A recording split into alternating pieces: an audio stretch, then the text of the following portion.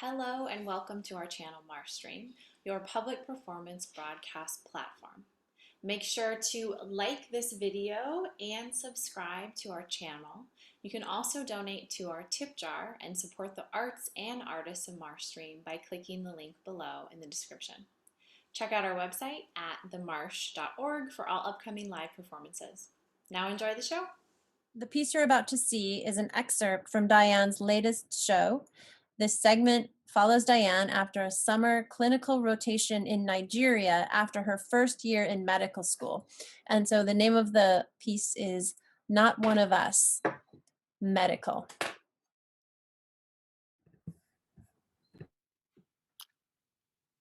You think this patient is an octoroon? It's second year now, my first clinical rotation stateside. That's my chief resident. He's from Duke. We're clustered at a patient's bed. Who uses that word? And why is he asking? I'm the only person of color in this group and the only woman. Any of you know what an octoroon is? Surely you do. 5 heads swivel to me. Oh, a high-pitched, roaring ringing fills my ears. 12 of us in a class of 120, triple the number of any year before, and 4 times as many women, closing in on 20%. Fit in, Diane. Don't make waves. I hear my father's voice. If there's a boulder in the road blocking your path, don't waste your time or energy pushing. Go around it. Make your own path. Your task is to graduate. Did he just ask me, what are you?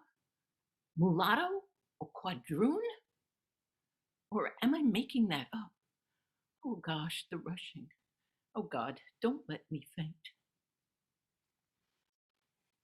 Barnes, I asked you a question.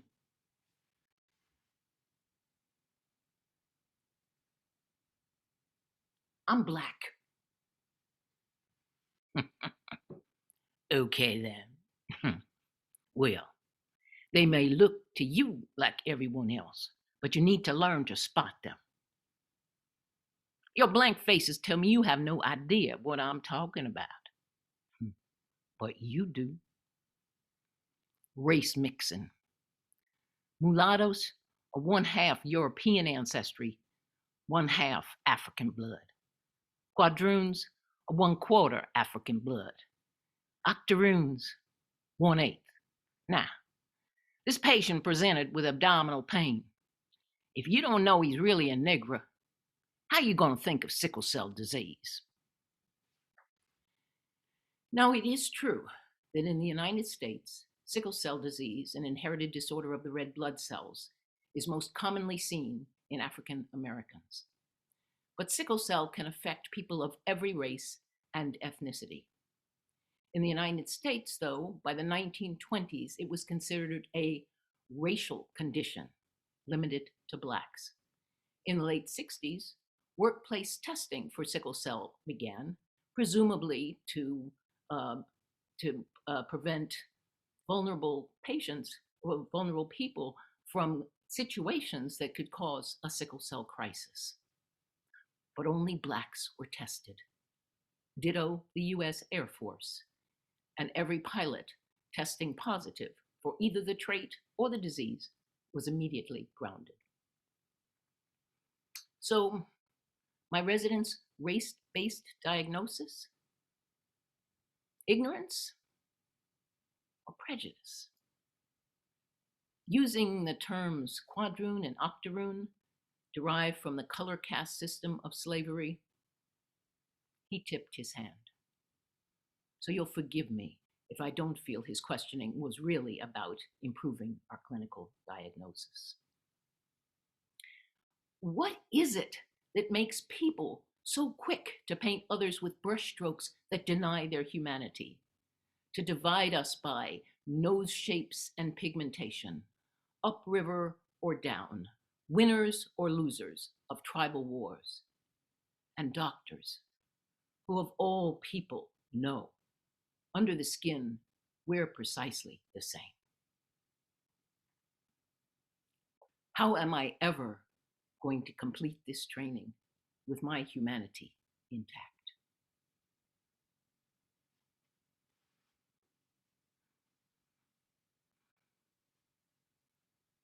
John, Steve, Ricky, Jim, Diane. Dr. Gifford towers above the tallest of us, bushy black eyebrows and a red bow tie. Gentlemen, I want each of you to take a look at yourselves. Not a glance, a look, a really keen look. What do you see? Just yesterday, when preceptors for first-year introduction to clinical medicine were announced, we'd rejoiced.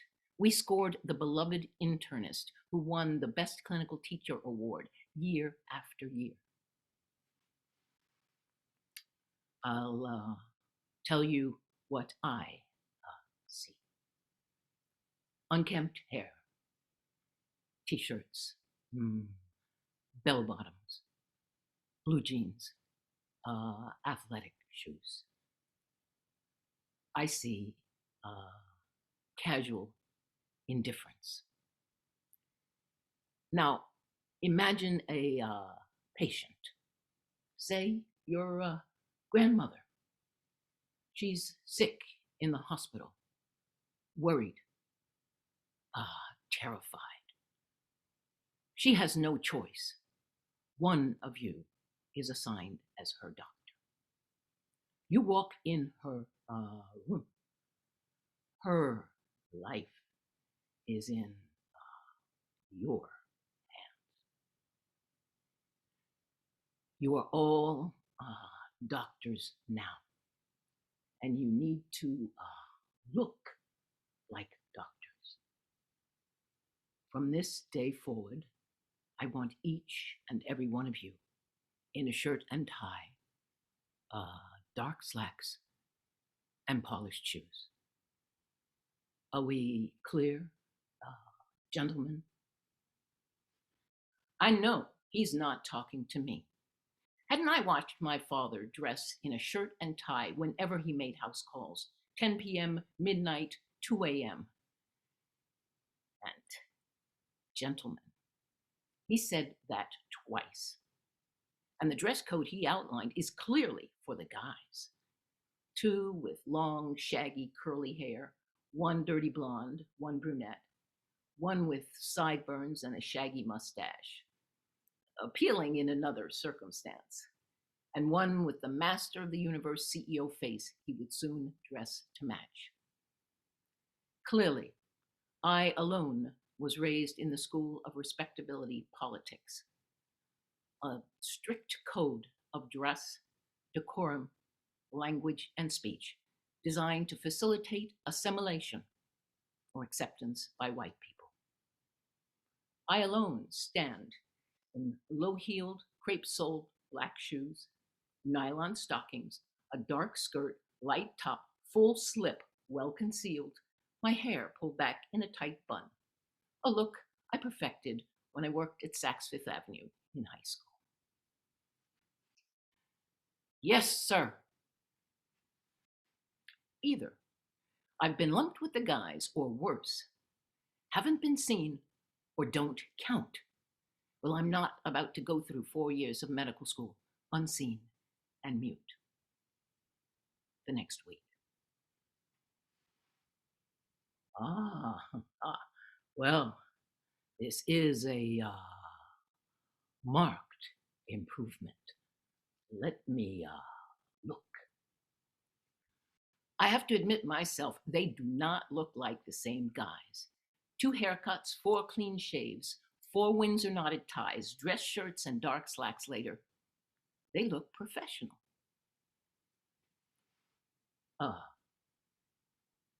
Diane. Today, I too am wearing a button-down dress shirt, dark slacks, the same shoes.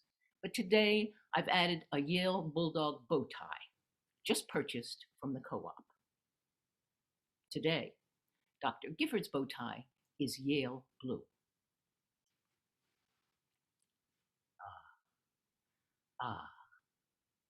I stand corrected. Gentlemen and lady. My fury melts. Maybe I have an ally. Dr. Gifford didn't get angry or defensive. I guess the best teachers never stop learning, especially from their students. Ready to meet your first patients? I don't want you to look at the charts. Your task is to get a complete history.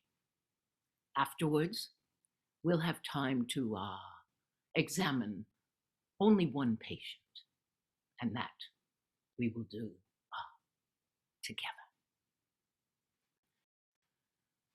Our patients are all in private rooms on the attendings ward, where the well-heeled and connected are admitted. The guys peel off as we pass their patient's room. All white, no surprise. The last patient is mine, Alphys Washington. The door is open. Shock white afro, big smile, complexion about the same as mine, looking as if he could be the grandfather I never met. I picture him at a laden Thanksgiving table, smiling, telling stories. Was this a conscious gift? Hello, Mr. Washington. I'm here to get your history. Oh, you must be heaven sent. You go to church? You read the Bible? I was raised in the church, yes. Well, then you know the expression, once a man, twice a child. I see you. I know it's true. Mr. Washington, I'm here to ask you a few questions. What brought you to the hospital? Oh, nothing you can't fix. I asked once a man, twice a child. You said yes. Well, I'm 84 years old now, and I'm back to being a child. Oh, you don't have to worry. I don't want anything your boyfriend does. I'm too old for that, and I don't want no trouble. All I want is to suck your titties. Mr. Washington, I'm a medical student. I'm here to get a history of your illness. Oh, I was cured the moment you walked into my room. Oh, I am an old man. Just come on, sit down here, take off that blouse, and let me suck your titties. I'm old, and I'm ready to meet my maker, yes, Lord. And he sent you to usher me out. Jesus, thank you. So just come on, sit down now. Mr. Washington, excuse me. I need to go. Oh, my God. Now what? My first patient. He propositions me, and I'm wearing a dress shirt, dark slacks, and a Yale bow tie, for God's sake. If I tell, would anyone believe me? A nurse passes a drug-laden tray, gives me the once-over, then smirks or sneers. Another medical student, not up to the job. And this one's a woman, a black one at that, she seems to say. My eyes burn, hot with tears. I need to get to the ladies' room. Gentlemen and lady echo as I slink towards safety.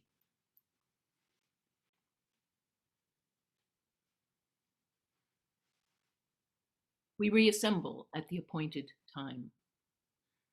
I let the guys start. They're jockeying for position, so they'd probably go first anyway, but choosing to go last delays admitting my shame. Diane.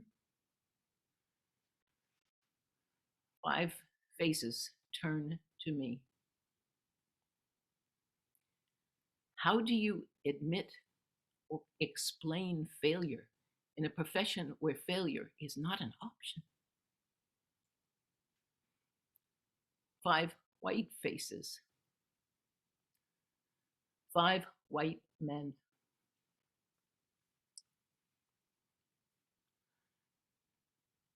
I couldn't get his history. Don't worry. Next time we'll go together. And I'll get the history with you. Ricky, ready to go examine your patient? As he walks, the guys jostle to flank him. I bring up the rear.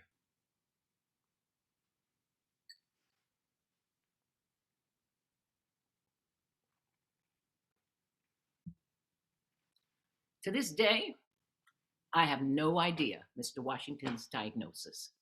He must have had a touch of dementia, though not a lot more, or he'd have been in a memory care unit.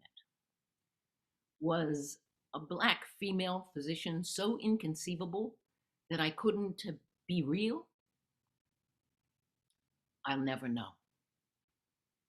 Until now, I've never told anyone about this incident. Could I have told Dr. Gifford? Probably.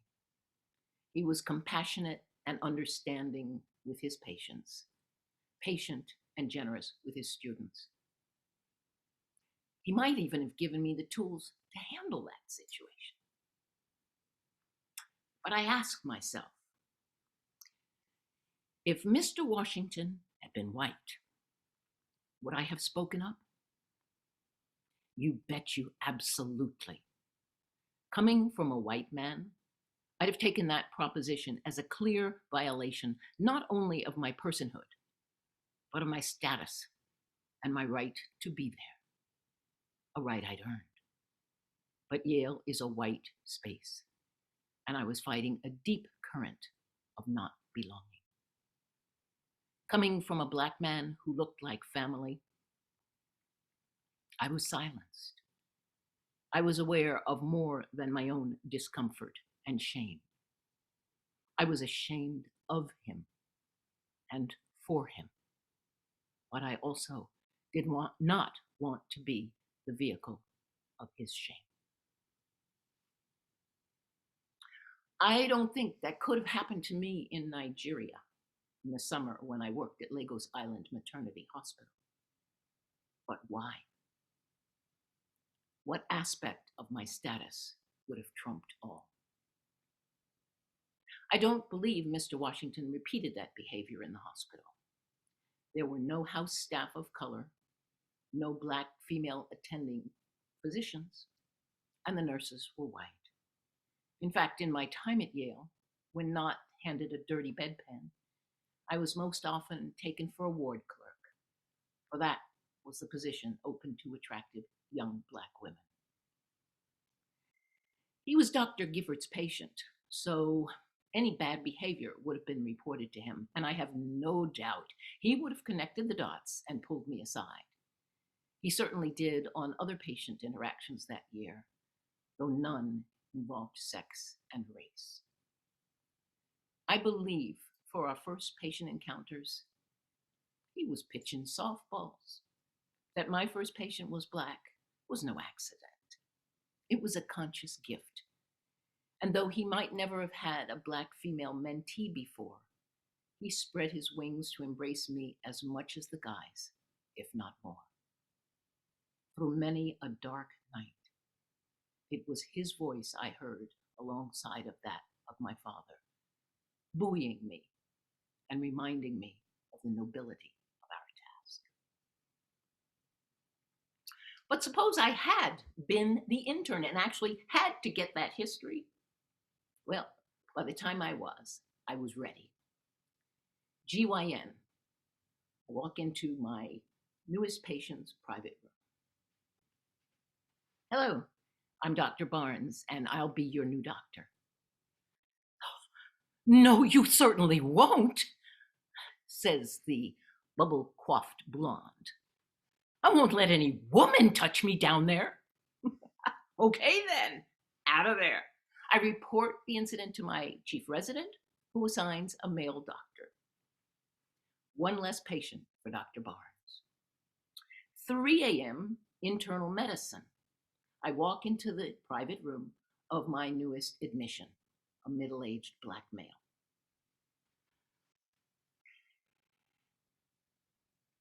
Are you a real doctor? I'm the realest doctor you're going to see at 3 a.m. A few hours sleep later, and I regret my tone. But hey, I got my history and physical. I am well trained.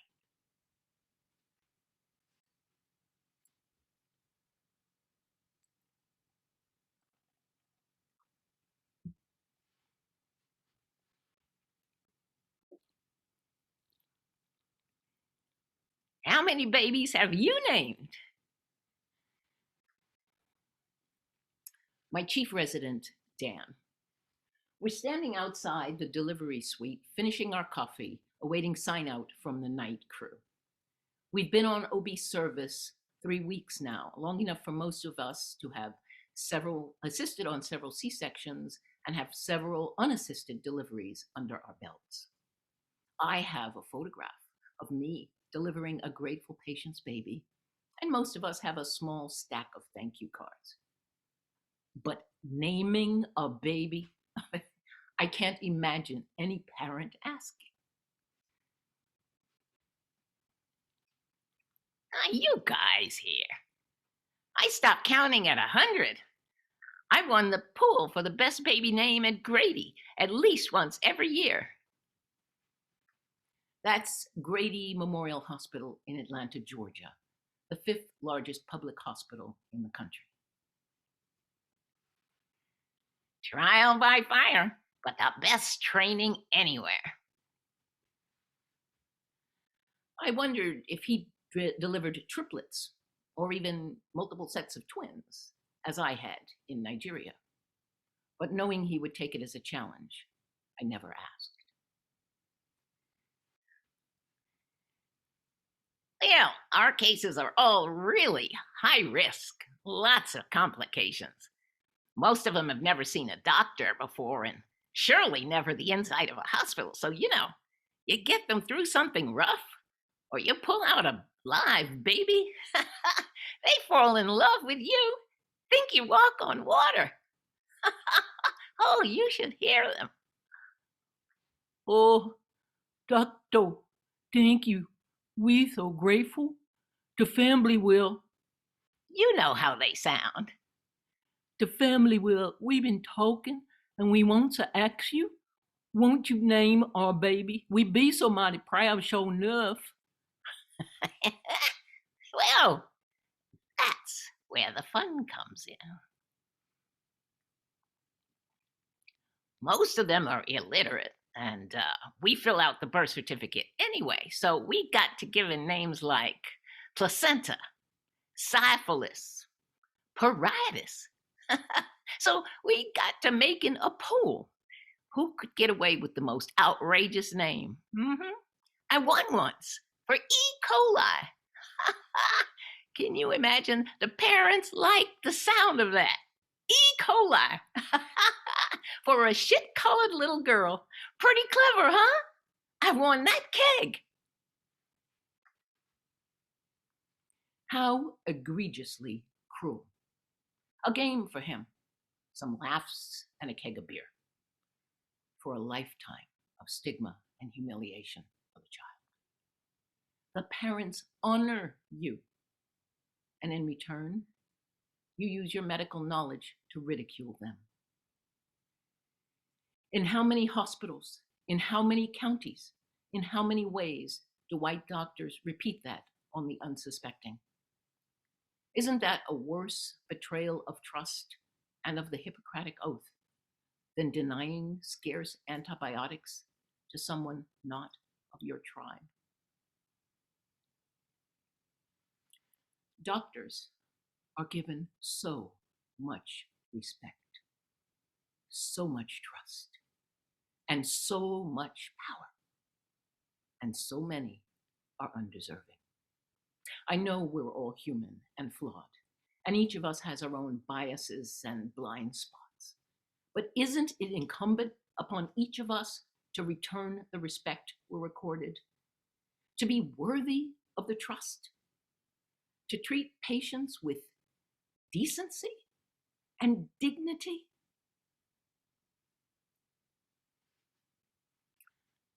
People often ask why I turned to radiology.